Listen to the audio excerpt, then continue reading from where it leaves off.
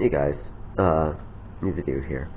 So I have the 420 watt charger installed, tested and working.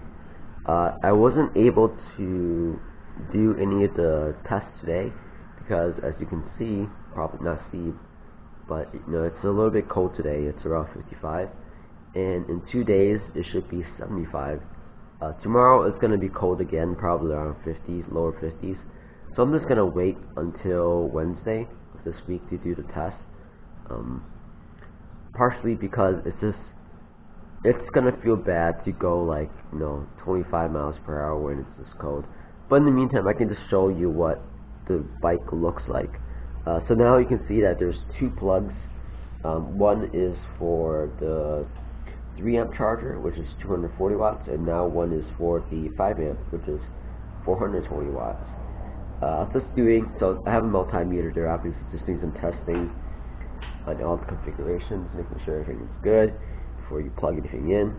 It is good. So this, I'm not sure if I actually did like a close view of the bike, but this black box, or that black charger, that's a 3 amp charger, right? And now let's go to the other side and I'll show you the 5 amp charger. This thing is a monster. Look how big it is. It's crazy big. This is the only place I can think of right now to put it. It's being held up by zip ties at the moment. Everything doesn't look very good at the moment. So, as part of waterproofing everything, I'll need to actually figure out a way to cover up these connections to make them waterproof, or just at least rainproof.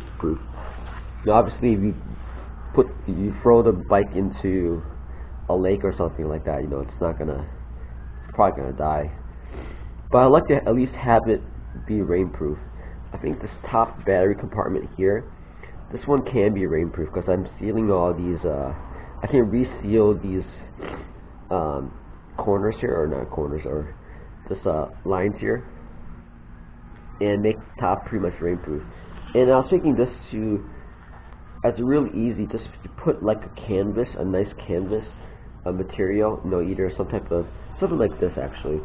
Like, imagine this being draped over, obviously cut well, and draped over the parts where the wires are showing, from here to here, a nice profile cutout, and, the lines being nice and tight. Then that would kind of just hide the wires and also prevent water from, rain from hitting the wires in case I get caught in rain. So I was thinking about doing something like that, instead of going through the trouble of making a whole new like wooden body case or something and then waterproofing everything. But let's just plug everything in real quick and I'll show you the 420 watt charging. It's a little bit scary how fast it charges, but hang on, let me just plug everything in, plug in the batteries.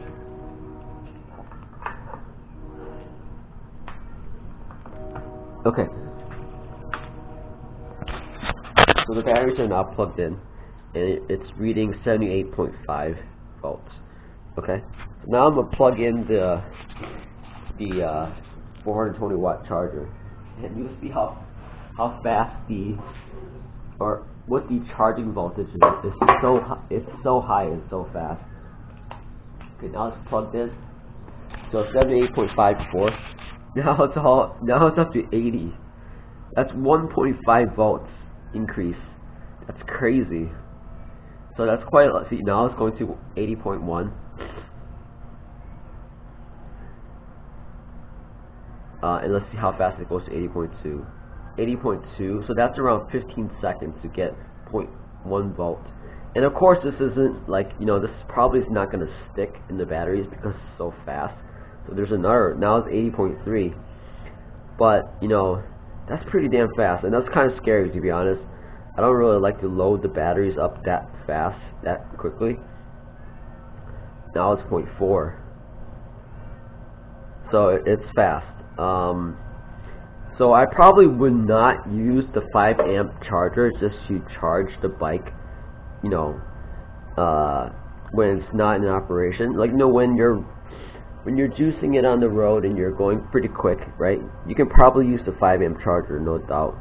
But when it's actually at home, you know, to be safe, I'll just use a 3 amp charger, because that is really fast. 80.5 now, 80.6 now. That's even less than 10 seconds for 0.1 volts. Of course, you don't know if it's going to stick or if it's going to kind of throttle off or just ease off a little bit, but that's fast as hell.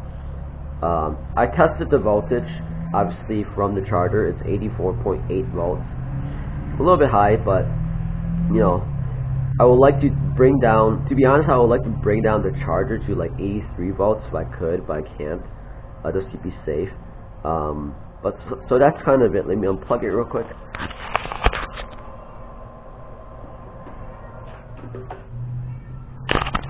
You can really hear the fan too. So now it's obviously dropping back down to 79.3. So it was at 78.5 before. So it'll probably just drop down to like 79 or something like that before it's all done. That's a fast charging right there. A little bit too fast for my taste. For, you know, I wouldn't want to leave it at, like, you know, leave in the garage or inside a building or something like that, just doing that fast charging by itself. I think the 3 amp charger is more than enough just to charge at home. And I did test this with the generator. It works with the generator. The generator is a little bit louder now with the, obviously it would be because it's requiring more power. But yep, so that's it for now. Wednesday I'll do the test and then post the results hopefully, and probably post a video of me riding with it while doing the test, and then a separate video just talking about the results overall. So hope everyone's doing well, and like and subscribe if you can.